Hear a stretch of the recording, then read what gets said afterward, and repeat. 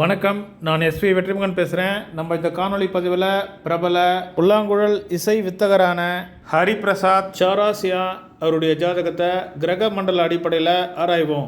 அவர் பிறந்திருக்கிறது 1/7/1938 அதிகாலை 5:30 AM அலகாபாத்தில் பிறந்திருக்காரு. ஐநம்சா KP. புல்லாங்குழல் இசையை பொறுத்த வரைக்கும் 2, 3 ஆகிய பாவங்கள் அதிமுக்கிய பாவங்களாக விளங்குது. 2வது பாவம் வாய், உதடு ஆகிய உறுப்புகளையும், 3வது பாவம் கை, விரல்கள் ஆகிய உறுப்புகளையும் குறிக்குது. 2வது பாவ ஆரம்ப முனையை ஆராய்வோம். 2வது பாவ ஆரம்ப முனை கடகராசியில் 11°20' 13" சந்திரனுடைய மண்டல பெருவழியும் சனியுடைய சபலையும் இருக்குது. 2வது பாவத்தை ஆளக்கூடிய மண்டல அதிபதி சந்திரன் 2வது பாவத்திலே ஆட்சி பலம் பெற்று போயிருக்காரு.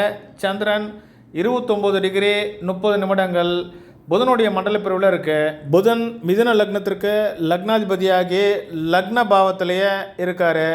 மிதுன ராசி ஒரு காற்று ராசி. இசைத்துறைக்கு காற்று, நெருப்பு தன்மையுடைய ராசிகள் மிக இன்றியமையாத ராசிகளாக விளங்குது. 2வது பாவ சப்ளாடாக வரக்கூடிய சனி கும்பராசிக்கு அதிபதி. கும்பராசி ஒரு காற்று ராசி.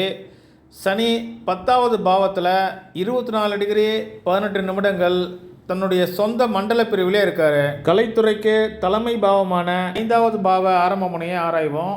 5வது பாவ ஆரம்ப முனை துலாம் ராசியில் 11°41' சந்திரனுடைய மண்டல பிரிவிலையும் புதனுடைய சப்லையும் இருக்குது. 5வது பாவ சப்ளாடான புதன் சனியுடைய மண்டலத்தில் இருக்கார்.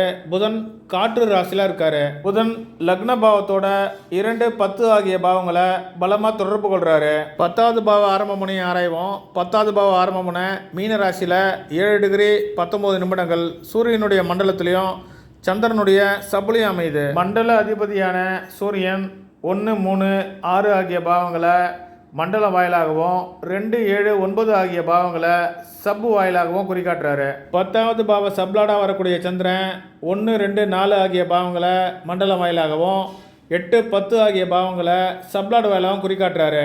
இவர் சுக்கிர தசையில் மிக பிரபலம் அடைந்தார். சுக்கிரன் 2, 7, 9 ஆகிய பாவங்களை தொடர்பு கொள்வதை பார்க்கலாம். மற்றொரு காணொலி பதிவில் உங்களை சந்திக்கிறேன். நன்றி, வணக்கம்.